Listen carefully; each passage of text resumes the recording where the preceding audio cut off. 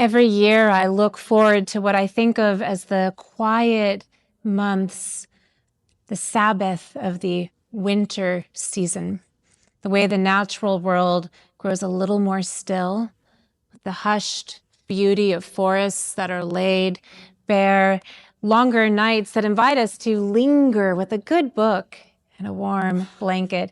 There is something within me that spiritually settles as the world slows down.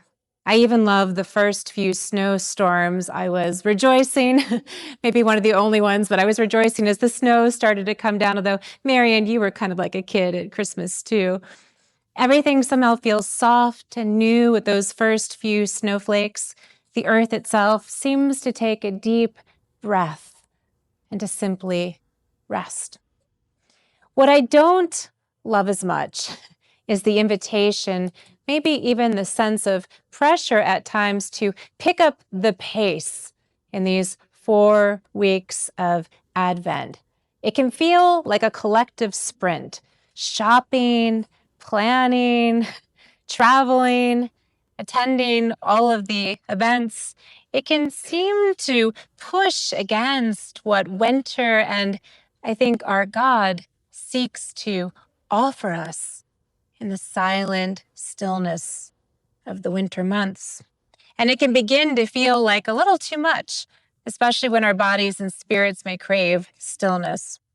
So like many Americans, my husband Bradley and I have accumulated and received all the Christmas stuff over the years, ornaments, nativity sets, handmade treasures from kids. I mean, when you're 2 pastors, people love to give you both crosses, nativity sets, and all of the stuff. And we love it, but we really do have a bit more than we actually need. And so a few years ago, we decided to scale back just a little bit and not take out all of it, maybe just a bin or 2. And this year, our son Thomas, I did give him fair warning, I was going to reference this, said, hey, can we bring it all back again?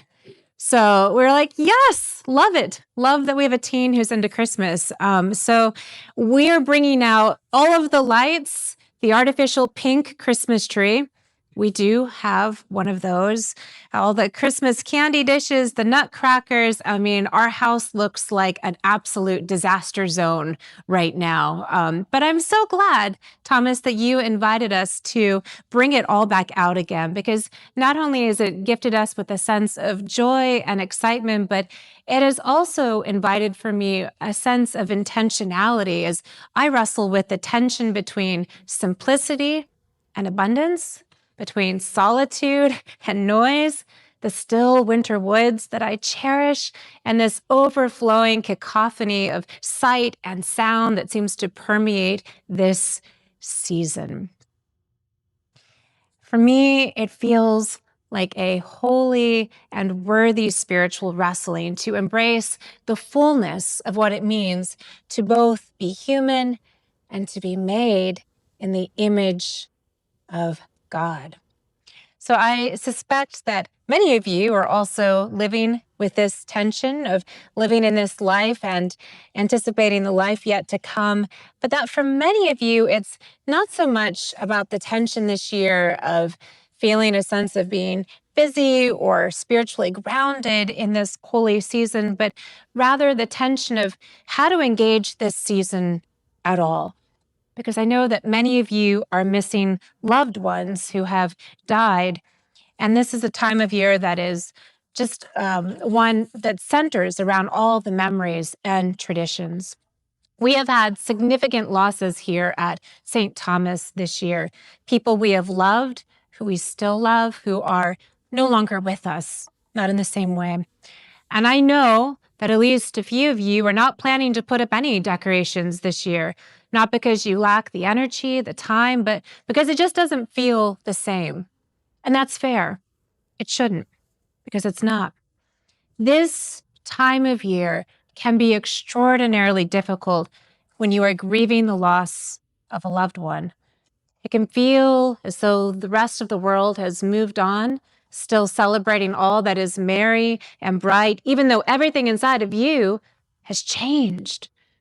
Grief has a way of changing and reshaping the landscape of your heart. And even if that loss was expected, even if you maybe spent months, years even, planning, preparing for it, that pain can still arrive like a thief in the night, disorienting, sudden, stealing away that which feels irreplaceable. So I want to spend just a little time this morning reflecting on what it means to live as a person who is awake to God in a season that magnifies both joy and sorrow. I want to explore what it means to make room in our hearts for God, whether this is a year where you are bringing out all the decorations or a year when maybe you simply can't. In today's gospel lesson, Jesus offers a series of stark and frankly unsettling images about what it means to prepare for his coming. For as the days of Noah were, he says, so it will be with the coming of the Son of Man. And he describes this as, they were eating, they were drinking, they were getting married, all the stuff that people do when they're just living their lives. But they knew nothing when the flood came and swept them all away. Keep awake, therefore, says Jesus, because you don't know the day when your Lord is coming. And then he says this, if the owner of the house had known in what part of the night the thief was coming, he would have stayed awake, and he would not have left his house to be broken into. Jesus begins by recalling for us the world of Noah. This was a world where violence and corruption had taken over, a world where people had turned away from God and from one another. In fact, our Holy Scripture says that God was actually grieved in God's heart over humanity.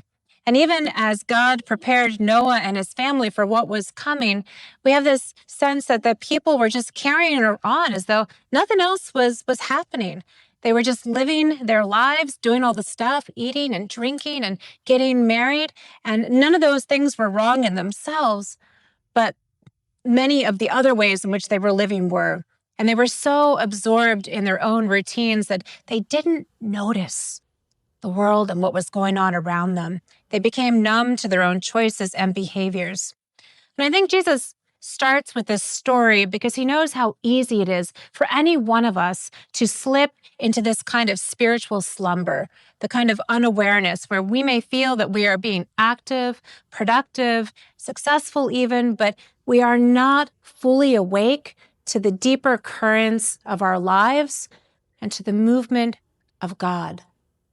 The second image, the thief in the night, is also intended to be unsettling.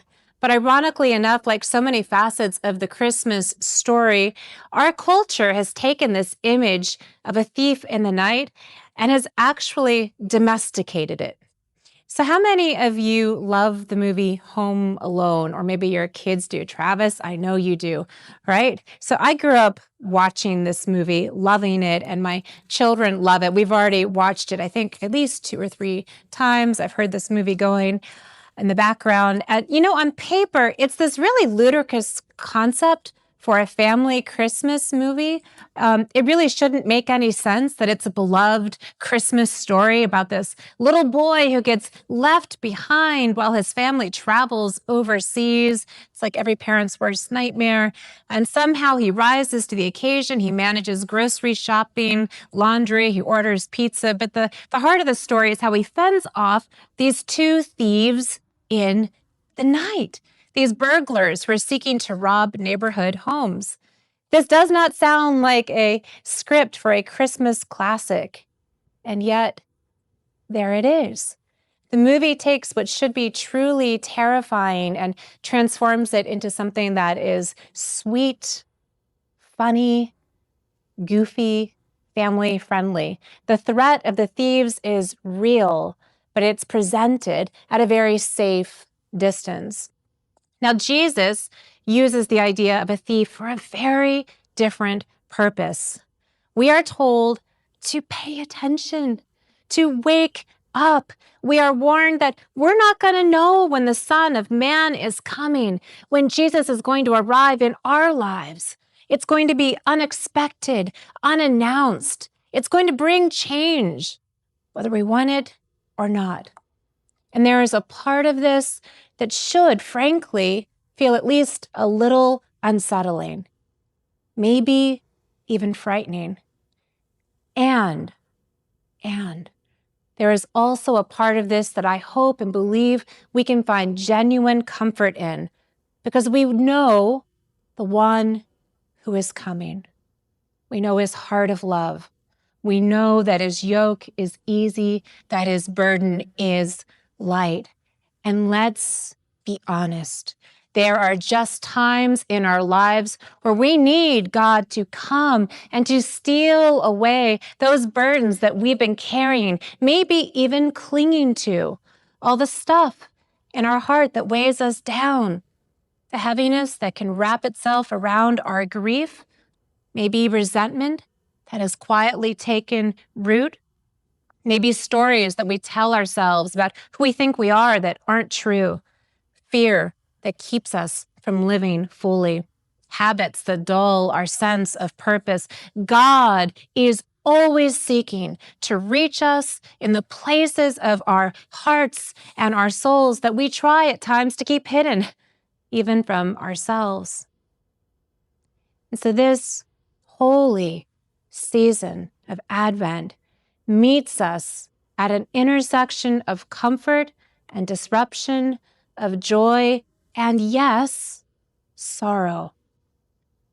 Sorrow. It's a season that does not ask us to choose one way or the other, but instead invites this kind of messy both and an embrace of God. This holy and beautiful season begins, in many ways, in the dark. Not because the dark is bad, but because darkness is so often where life begins. And so keeping awake doesn't mean that we have to live in fear, that we have to scan the horizon perpetually for dramatic signs. It means staying open, being responsive, not shutting ourselves down emotionally or spiritually, but rather to notice where God might be nudging us or asking us to maybe let go of something that we've been holding on to for a little too long. Keeping awake is less like hypervigilance, and I think more like hospitality. Not trying to outthink the future, not staying up all night chewing on our anxieties, but maybe opening up the door and inviting God in, even and especially if you don't feel ready. So I want to imagine you for just one moment, if you would. I want to invite you to imagine, what would it be like if you were to invite God into the room of your life? Imagine that you were inviting God in. Maybe you're a tea person and maybe you warm up the kettle.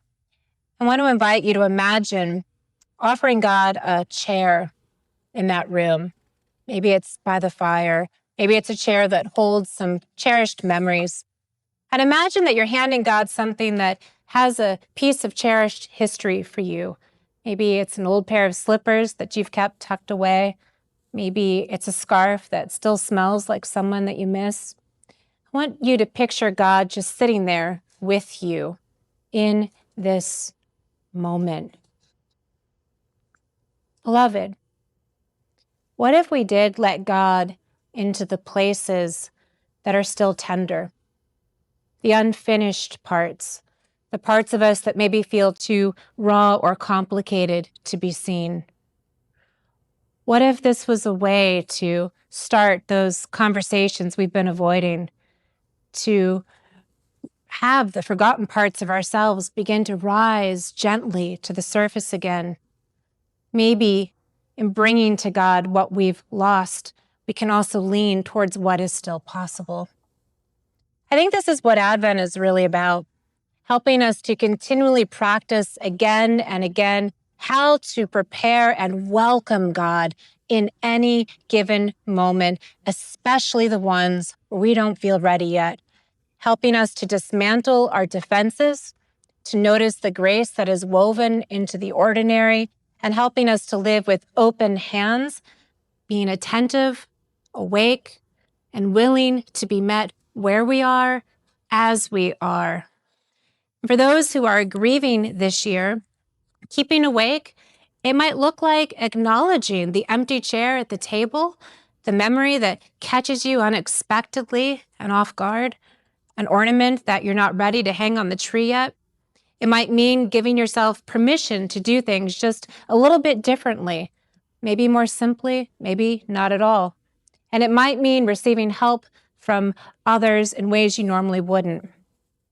For others, keeping awake might look like recognizing that in the midst of all of the stuff that we pack in these 4 weeks, that there is a need for deeper grounding, a need for a few minutes of quiet at the end of the day, for prayer after a long stretch of maybe not praying.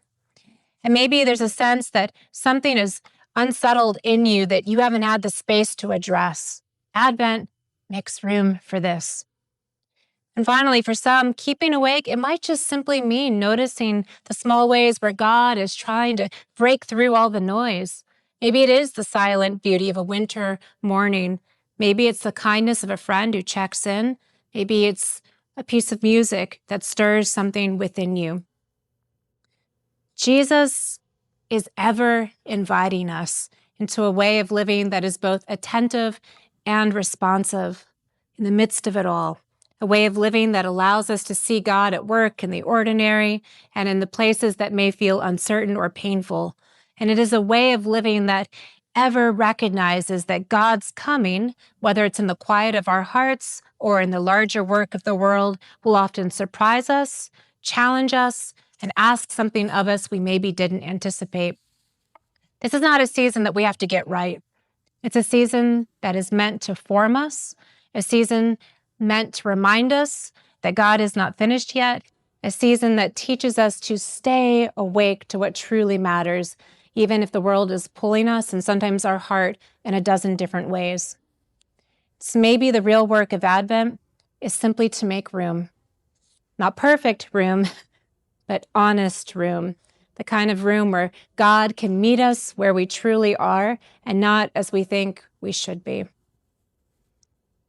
Beloved, may this be a season where we keep awake, and may God meet you gently just as you are and where you are.